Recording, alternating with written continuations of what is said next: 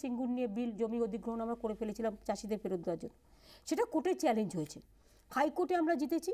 টাটাবাবুদের অনেক টাকা আছে, তারা চলে গেছে সুপ্রিম কোর্টে, সুপ্রিম কোর্টে কেসে বিচারাধীন আছে। কিন্তু সে কেস কতদিন চলবে তো কেউ জানে না। তো আমরা তো লড়াই করছি, আইনি জটে আটকে না না, আইনি জটে যতক্ষণ ক্লিয়ার না হচ্ছে, তার জন্য আমি কিন্তু সিঙ্গুরের প্রত্যেকটা পরিবার যারা জমি দেয়নি তাদের কিন্তু আমরা 2-2.5 টাকা করে দিই মাসে, এবং তাদের কিন্তু প্রতি পরিবার 2 টাকা কিলো চাল আজ নয়, দীর্ঘদিন ধরে পায়।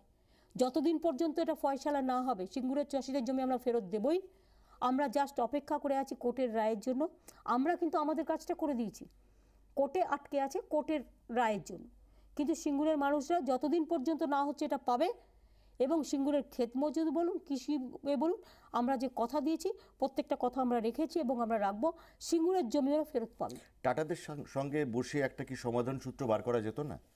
আউট অফ কোর্ট একটা আলোচনা করে আমরা দেখুন, আমি আপনাদের এখনো বলি, আপনারা ইনিশিয়েটিভ নিন না, যে কেউ ইনিশিয়েটিভ নিতে পারে। টাটাদের সাথে বসতে রাজি আছেন? আমার কি আপত্তি, আমি কাউকে শত্রু বলে মনে করি না। আমি শুধু একটা কথাই বলবো, 600 একর জমি ওনারা নিয়ে গাড়ি কারখানা করুক, 400 একর চাষিদের ফেরত দিন। এই নিয়ে টাটাদের সঙ্গে আপনার কথা হয়েছে? আমার কথা বলার কিছু নেই, আমি তো সরকারি লেভেলে। আরে সরকারি লেভেলে তারা কথা বলতে চাইলে আমরা কথা বলবো, কিন্তু 400 একর জমি ফেরত দিতে হবে। তার কারণ হচ্ছে, মনে রাখবেন, জমি জোয়ার করে দখল করে কিছু করাটা আমার উদ্দেশ্য নয়। আমি জমি নীতির বিরোধিতা করেছিলাম একটাই কারণে, যেটা প্রথম দিন বলেছিলাম, লাস্ট দিন বলবো, SEZ আমরা সাপোর্ট করিনি, করব না।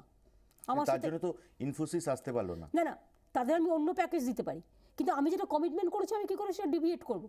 আমি জোর করে চাষের জমি দখল করতে দেব না, তাতে যা হবার হয়। তাতে যদি আমি একটি ভোটও না পাই, না পাবো, I don't mind for that.